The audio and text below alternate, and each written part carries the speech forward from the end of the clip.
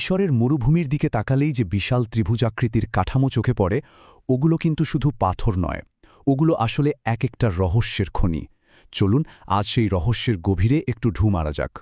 তো আজকের এই আলোচনার একেবারে সেন্টারে থাকছে একটা অদ্ভুত প্রশ্ন, একটা প্রশ্ন যা বছরের পর বছর ধরে মানুষকে ভাবিয়ে তুলেছে।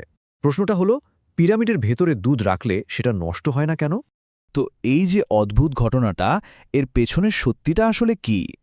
এটা কি শুধুই একটা লোকমুখে ছড়ান গল্প, নাকি এর পেছনে সত্যি কোনো কারণ আছে? চলুন ব্যাপারটা একটু খতিয়ে দেখা যাক। ব্যাপারটা হলো, যখনই পিরামিডের ভেতরে দুধ বা এই ধরনের পচনশীল কিছু রাখা হয়, দেখা যায় যে সেটা যেন সময়ের নিয়মই মানছে না। মানে পচে যাওয়ার যে স্বাভাবিক প্রক্রিয়াটা, সেটা কেমন যেন রহস্যজনকভাবে একদম থেমে যায়। কিন্তু এখানেই শেষ নয়। সবচেয়ে অবাক করা ব্যাপার কি জানেন? দুধটা শুধু যে পচে না তাই না, এটা সরাসরি দই বা পনিরে পরিণত হয়ে যায়।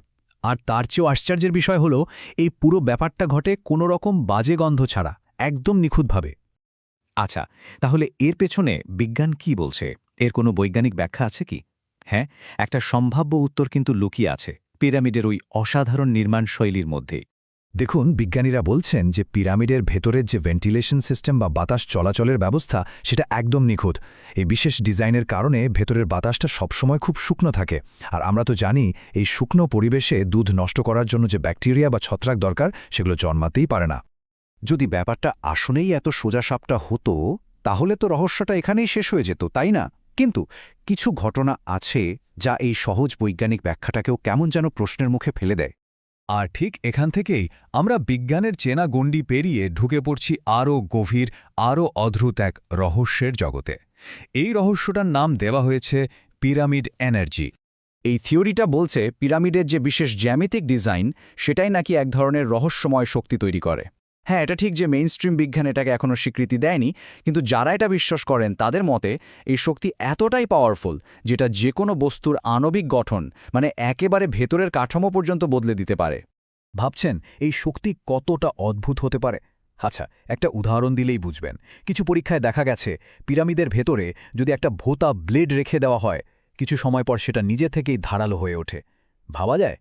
এই থিওরিটা আরও এক ধাপ এগিয়ে বলছে, পিরামিডের ভেতরে নাকি এক ধরনের অদৃশ্য এনার্জি ফিল্ড, মানে একটা তড়িৎ চুম্বকীয় ক্ষেত্র বা ইলেকট্রোম্যাগনেটিক ফিল্ড তৈরি হয়। আর এই শক্তিটাই নাকি যে কোনো জৈব পদার্থের পচে যাওয়ার প্রক্রিয়াটাকে অস্বাভাবিক রকম ধীর করে দেয়।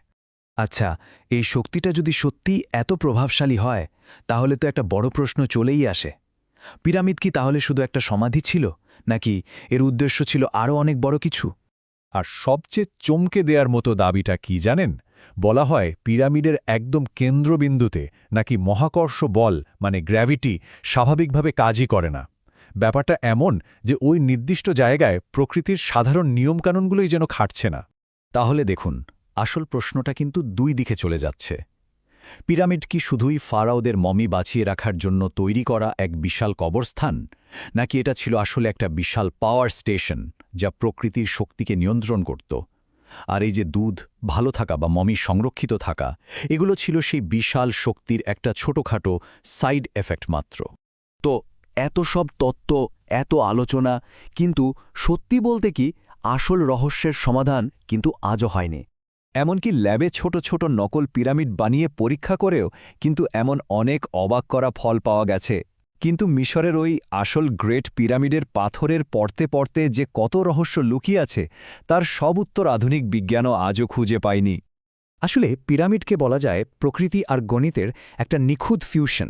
আর কে জানে, হয়তো এই পারফেক্ট জ্যামিতিক ডিজাইনটাই হাজার হাজার বছর ধরে দুধকে পচে যাওয়ার হাত থেকে বাঁচিয়ে রাখছে। তাহলে শেষ পর্যন্ত প্রশ্নটা কোথায় গিয়ে দাঁড়াচ্ছে? দুধের এই আপাত দৃষ্টিতে ছোট রহস্যটা কি আসলে আরও অনেক বড় কোনো কিছুর দিকে ইশারা করছে?